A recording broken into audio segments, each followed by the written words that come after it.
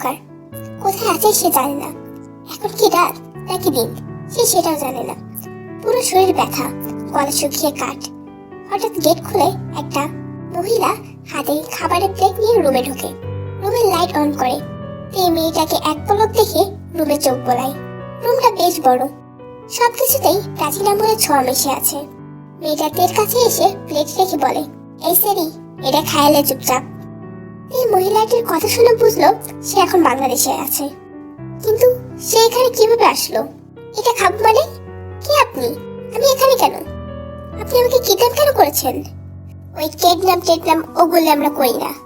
ছেলেরা স্বেচ্ছায় আমগো কাছে আসে, আর না হইলে অন্য কেউ কিডন্যাপ করে আমগো কাছে দিয়ে যায়। মানে কি? কি হয় এখানে? আর আমাকেই বা কে দিয়ে গেছে এখানে?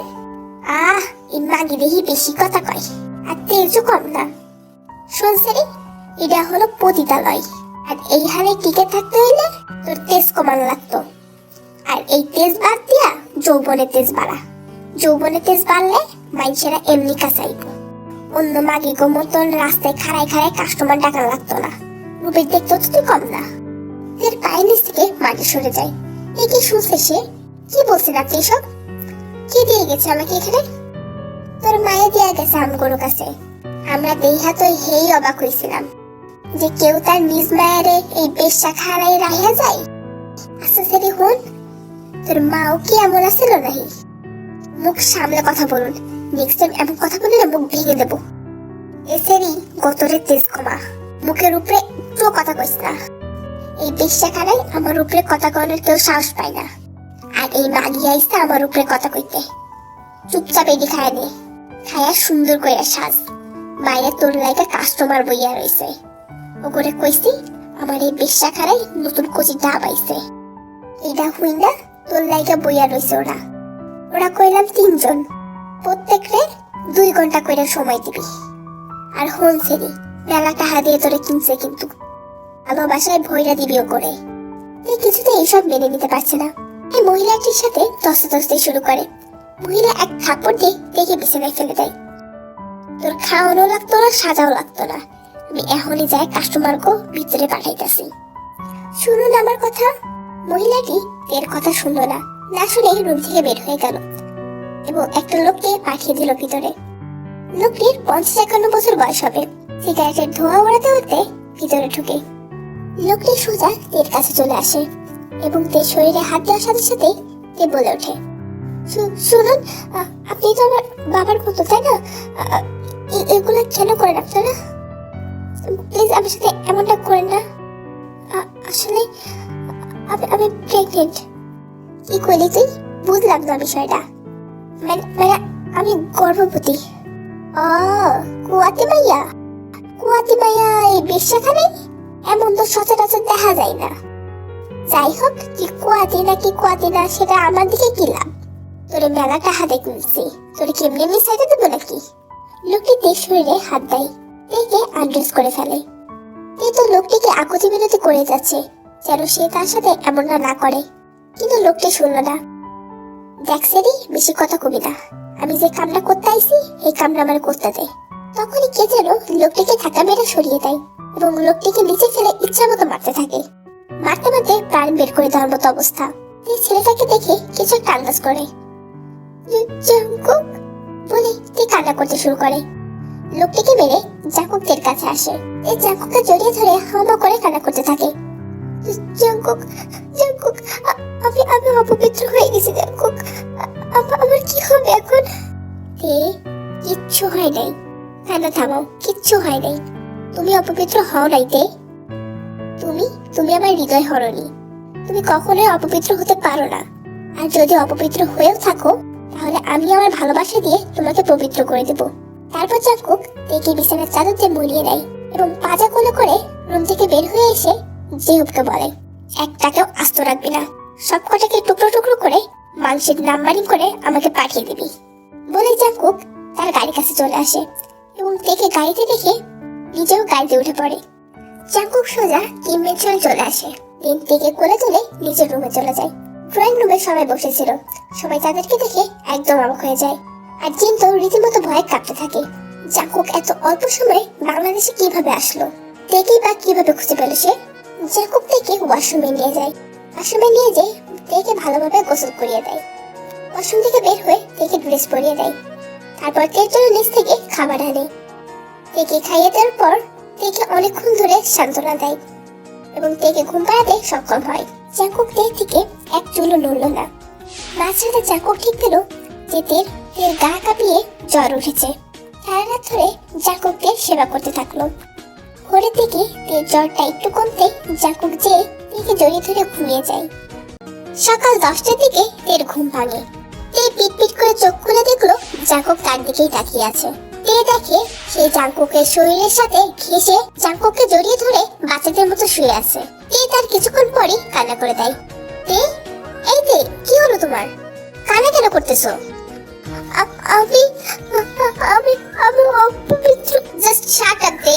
নেক্সট টাইম আর এই প্রসঙ্গ তুমি তুলবে না। জাঙ্কুক ধমকিয়ে তেকে কথাটা বলল। তারপর জাঙ্কুক বিছানা থেকে উঠে তেকে কোলে তুলে নেয় এবং ওয়াশরুমে যেয়ে তেকে ফ্রেশ করিয়ে দেয়। দেন নিচ থেকে খাবার এনে তেকে খাইয়ে দেয়। তারপর মেডিসিনও খাইয়ে দেয়। মেডিসিন খাওয়ানোর পরপরই তে ঘুমিয়ে যায়। আবার জাঙ্কুক আবারও নিচে যায়। নিচে যেয়ে দেখে তের খালা রোজ সোফায় বসে টিভি দেখছে।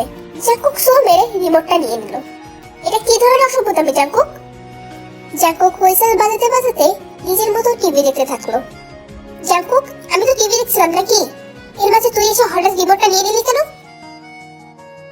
টিভিটা কি তোর নাকি তোর বাপের? তোরে জবাবদিহি করা লাগবে আমার। রোজ জাঙ্কুকের কথায় হকচকিয়ে গেল। কি বলতেছিস? পাগল হয়ে গেছিস নাকি তুই? Just shut up. স্যার বলে ডাকলে ডাকবি, আর না হলে নাও গেট আউট।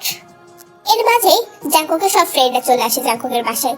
এর জন্য জাঙ্কুক আর কোনো কথা বাড়ায় না। জিহোপ, আয়ু আর লিজনসুক এসেছে, জিমিন আসেনি। তারা অনেকদিন হলো বাংলাদেশে আসে না। এর জন্যই তারা এই সময় ঘুরে যেতে চায়। জাঙ্কুক তার ফ্রেন্ডদের দেখে তার মুখের ভঙ্গিটা চেঞ্জ করে ফেলে।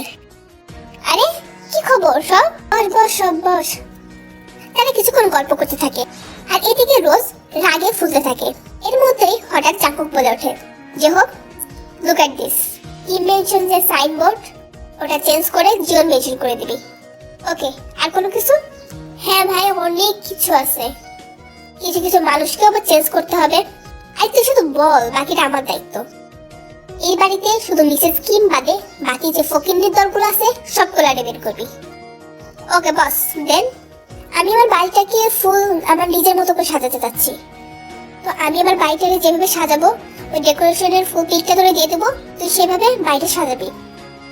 জাঙ্কুকের কথায় রোজ মুখ খুলে, কি বলতে চাচ্ছিস জাঙ্কুক? আমরা কি ফকিন্নির দল? তুই এমন ভাব করতেছিস যেন এটা তোর বাড়ি। আমরা আমাদের বোনের বাড়ি থাকি, তো তোর কথা কেন শুনবো আমরা? ও রিয়েলি? তো তুই তোর বোনের ডেকে নিয়ে দেখি শুনি সে কত টাকার মালিক হয়ে গেছে। রোজ যে জিনকে ডেকে নিয়ে আসে। জিন এসে সোফায় বসে। কি রে জাঙ্কুক, কি হয়েছে? শুনলাম তুই নাকি তোর আন্টিটা কি বলছিস। Aunty? Who is aunty? Is she my aunty? Like seriously? Jungkook, বেশি বেশি হয়ে যাচ্ছে কিন্তু এবার। কি বেশি বেশি হচ্ছে? সে কে? আমার রক্তের কেউ? আমি তাকে চিনি? আমি তার সাথে কখনো কথা বলেছি? তুই নাকি বলেছিস যে এই বাড়িটা তোর, তো এই বাড়িতে থাকতে হলে তোর কথা মতো থাকতে হবে। হ্যাঁ বলেছি। তো তো মানে বাড়িটা কি তোর, যে তোর কথা মতো সবাই থাকবে? অবশ্যই আমার বাড়ি, আমার গাড়ি, আমার কোম্পানিও আমার। বাট কিছু স্টাফ রাখছি ওই একটু ধোয়া মোছা করবে, এটার জন্যই। কোম্পানি তোর মানে? অবশ্যই কোম্পানি আমার। কোম্পানি ওনার আমি, কোম্পানি তোর মানে? যে হোক, ওরা একটু বুঝিয়ে দে তো কোম্পানিটা আসলে কার। যে হোক, তাদের কোম্পানির সব ডকুমেন্ট জিনকে দেখায়। জিন দেখে আকাশ থেকে পড়ে, আসলে কোম্পানিটা আমার। কিন্তু আপনি হচ্ছে তের মা, মা না হলেও পালিত মা, তো তাকে তো আর কোম্পানি থেকে বের করে দেওয়া যায় না। জাঙ্কুকের কথা শুনে জিন আর রোজ রীতিমতো কাঁপতে থাকে। তুই তুই এসব কিভাবে জানলি? আবারও তুই? রোজ মাথা নিচু করে ফেলে। আমি তো জানি সেই ছোট্টবেলা থেকে, যখন থেকে হসপিটালে দেখেছিলাম তখন থেকে। আমি তখন একটু ছোটই ছিলাম, মায়ের ডেলিভারি হবে বলে এদিক সেদিক দৌড়ে বেড়াচ্ছিলাম। কিন্তু মিস রোজ, আপনি কি সেটা খেয়াল করেছিলেন? আপনি ঠিক একই হসপিটাল থেকে অন্য বেডের বাচ্চা চুরি করে এনে এই বাড়ির মেয়ে বলে পরিচয় দিয়েছিলেন, তাই না? এসব কনভারসেশনের মধ্যে জেনি আসে অনেকগুলা খাবার নিয়ে। খাবার রেখে জাঙ্কুকের গা ঘেঁষে জেনি বসে। জাঙ্কুক, তুমি এসেছো বলে আমি তোমার জন্য ব্রেকফাস্ট তৈরি করেছি। আমি এত কষ্ট করে বানালাম, তুমি খাবে না? জাঙ্কুক রাগে লোকে জেনির দিকে তাকায়। আয়ু তৎক্ষণাৎ জেনিকে সরিয়ে নিয়ে আসে, কারণ সে জানে জাঙ্কুক এখন কি পরিমাণে রেগে আছে। আরে তুমি আমাকে টেনে নিয়ে আসলে কেন এখানে? আয়ু তার রাগ কন্ট্রোল না করতে পেরে জেনিকে থাপ্পড় মেরে দেয়। চুপচাপ এখানে দাঁড়িয়ে থাকবি, আর একটা কথা বললে শরীর থেকে মাথা আলাদা করে দেবো। জেনি ভয়ে চুপসে যায়। জাঙ্কুক আবারও তার মুখের ভঙ্গিটা পরিবর্তন করে ফেলে। মৃদু হেসে বলে, তাহলে বুঝলেন তো শাশুড়ি আম্মু, এতদিন যে মনে করেছিলেন যে কিম কোম্পানি আপনার হয়ে গেছে, সেটা সম্পূর্ণই ভুল ধারণা। আপনি আমার কোম্পানিতেই এতদিন কামলার মতো খেটে আসছেন, তাছাড়া কিছুই না। এটা একটা মিথ্যা ডকুমেন্ট। আর এমনি তো তোর কোনো যোগ্যতা আছে এই কিম কোম্পানি ওনার হওয়ার? যোগ্যতা? আপনি কোম্পানি নিয়ে একটু রিসার্চ করেন, তাহলে বুঝতে পারবেন। আর না হয় আপনি আপনার পিএকে ফোন দেন, তার কাছেই শোনেন। জিন জাঙ্কুকের কথায় তার পার্সোনাল অ্যাসিস্ট্যান্টকে ফোন দেয়। Hello mister Bright. জি ম্যাম, এনি প্রবলেম? কিম কোম্পানির ওনারকে? সরি ম্যাম, কিম কোম্পানি কোনটা? আর ইউ ক্রেজি ব্রাইট, তুমি এখন কিম কোম্পানি চিনতেছো না? সরি ম্যাম, আমি সত্যি বুঝতেছি না যে আপনি কোন কোম্পানির কথা বলতেছেন। আমি যে কোম্পানির ওনার। আপনি কি জিওন কোম্পানির কথা বলতেছেন ম্যাম? কিম কোম্পানি আবার জিওন কোম্পানি কবে হলো? ম্যাম, আপনি যেহেতু জিওন কোম্পানিতে কাজ করেন, সেহেতু আপনার এটা জানা উচিত ছিল যে কোম্পানির আসল নামটা কি। এটা হলো জিওন কোম্পানি, আর এটার ওনার হলো Jeon Jungkook. Mister Jeon Jungkook জন্মগ্রহণের সময় মিস্টার কিম তার নামে কোম্পানিটা করে দেয়। প্রথমে কিম কোম্পানি থাকলেও এখন সেটা জিওন কোম্পানিতে পরিণত হয়েছে। আর নিজেকে জিওন কোম্পানির ওনার ভাবা বন্ধ করুন ম্যাম, ধন্যবাদ বলে ব্রাইট ফোনটা কেটে দিল। জিন থ মেরে বসে রইল, কি করবে না করবে কিছু বুঝতেছে না। যে হোক, কাউকে ধাক্কা মেরে বের করে দেওয়ার দরকার নাই, কারণ তাদেরকে কিছু জবাবদিহি করতে হবে। সবাইকে আমার ক্লাবে নিয়ে যাও, ওখানে যে ওনাদেরকে ভালো মতো একটু আপ্যায়ন করো, যেন আমি আসতেছি। যে হোক জাঙ্কুকের কথা মতো কাজ করে। সবাইকে নিয়ে যাওয়ার পর মিসেস কিম সোফার উপর বসে রইল। টাইম স্কিপ, সন্ধ্যার দিকে তের ঘুম ভাঙে। তে উঠে দেখতে পেল সবাই তার পাশেই বসে আছে। তে একটু ভয় পেয়ে গেল। কি কি হয়েছে? সবাই এমন ভাবে এখানে কেন বসে আছো? জিন তের পা জড়িয়ে ধরে এবং হাউমাউ করে কান্না করে ওঠে। তে ম্যাম, আমাকে মাফ করে দেন, আপনি প্লিজ আমাকে মাফ করে দেন। তে একদম অবাক হয়ে যায় যে তার মা তার সাথে আপনি আপনি করে কথা বলছে। আরে মা, তুমি আমাকে ম্যাম কেন বলতেছো? আসলে তে ম্যাম, আমি আপনার মা না। মানে তুমি কি পাগল হয়ে গেছো? আসলে জাঙ্কুকের মা যখন মারা যায়, তখন আরেম অনেক একা হয়ে পড়ে। তখন আরামের সম্পত্তি দেখে আমি আর লোভ সামলাতে পারিনি, তাই তখন আমি আরামকে বিয়ে করে ফেলি। মিস্টার আরামের একটা শর্ত ছিল যে বিয়ের পর এটা মেয়ে বেবি নেবে, কিন্তু আমার কোনোদিন বাচ্চা হবে না। বিয়ের পর সব ভালোই চলছিল। যেদিন থেকে মিস্টার আরেম আমাকে চাপ দিতে থাকে বাচ্চার জন্য, তার ঠিক পরে আমি প্রেগনেন্ট হওয়ার নাটক করি। তারপর ডেলিভারির সময় আমি আমার বড় বোন রোজের সাহায্য নিয়ে ওই একই হসপিটাল থেকে আপনাকে চুরি করি। চুরি করে এনে মিস্টার আরামকে তার মেয়ে হিসেবে আপনাকে পরিচয় দিই। তারপর সময় ভালোই যাচ্ছিল, আপনিও বড় হতে থাকলেন। কিন্তু আমি জাঙ্কুককে কখনোই সহ্য করতে পারতাম না, কারণ আমি মনে করতাম আমার প্ল্যানে সব বাধা জাঙ্কুক। জাঙ্কুক সবকিছু বুঝে ফেলবে, আমার সেটাই মনে হতো সবসময়। এর জন্য ওকে সবসময় মারধর করতাম যেন ও মুখ বন্ধ করে রাখে। তারপরেও কিছু কিছু কথা জাঙ্কুক আরামকে বলে দিত। এর জন্য আরাম আমাকে সন্দেহ করা শুরু করতে থাকে। তারপর আমি প্ল্যান করলাম যে জাঙ্কুককে বাইরে পড়তে দেওয়ার জন্য কানাডা পাঠিয়ে দিব। ওর যাওয়ার সব ব্যবস্থা আমি নিজেই করেছিলাম।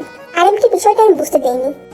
জাঙ্কুক চলে যায় কানাডাতে, এবং আমি ভেবেছিলাম যে আপনি একটু বড় হলে আপনাকেও কানাডাতে পাঠিয়ে দেব। তারপর আরামকে মেরে ফেললেই প্রপার্টি সব আমার। সব প্ল্যান মতোই হলো, কিন্তু কে জানতো যে জাঙ্কুক জন্মের পরেই আরাম তার নামে সব প্রপার্টি লিখে দিয়েছিল। এই বিষয়ে কথা বলতে পারছে না। তার মানে তুমি ড্যাডকে খুন করেছো, আর তুমি আমার আসল মা না? ও মাই গডনেস। হ্যাঁ, আর আমি যখন জানতে পারি যে আপনি জাঙ্কুকের সাথে সম্পর্ক জড়িয়েছেন, তখন সেটা আমি আর সহ্য করতে পারিনি। কারণটা আমি আগেই বলেছি। তাই আমি কানাডাতে যে আপনাকে নিয়ে আসি। বাংলাদেশে আসার পর যখন আমি আমার বড় বোনকে জিজ্ঞাসা করি যে আপনাকে কি করব, তিনি তখন আমাকে বলেন পতিতালয়ে দিয়ে আসার জন্য। আপনি তো আর আমার নিজের মেয়ে না, তাহলে তো সমস্যা কি? আর এতে ভালো টাকাও পাওয়া যাবে। আমিও ঠিক সেটাই করি, কিন্তু আমি জানতাম না যে আপনি প্রেগনেন্ট ছিলেন। এটা জানলে আমি এমনটা কখনোই করতাম না। জিন এগিয়ে যে তের পেটে হাত রেখে দোয়া করে দিতে চেয়েছিল, ঠিক তখনই জাঙ্কুক বলে ওঠে, Mrs Kim, don't touch my baby and my wife. জিন অশ্রুভরা চোখ নিয়ে বলে, আমি শুধুমাত্র একটু দোয়া করে দিব, তাছাড়া কিছুই না। দোয়া? আপনি এখন দোয়া করে দিলে সেটা আমার বাচ্চার উপর অভিশাপের প্রভাব ফেলবে, তাই কোনো দরকার নেই। রিজনসুপ, বিয়ে যায় নাকি? গাইস, স্টোরিটা আমি এখানে শেষ করে দিচ্ছি। আমি জানি অনেকে না, সবাই আমার উপর রেগে আছো, বাট আমার কিচ্ছু করার ছিল না। একটা ছোট্ট দুর্ঘটনায় সবকিছু এলোমেলো হয়ে গেছিল। আমার কোনোভাবে পসিবল ছিল না ভিডিও আপলোড দেওয়ার, তাই আমি দিতে পারিনি। সরি। প্লিজ কেউ আমার উপর রাগ করে থেকো না। সবাই বেশি বেশি করে লাইক, কমেন্ট, সাবস্ক্রাইব করে দিও। টাটা।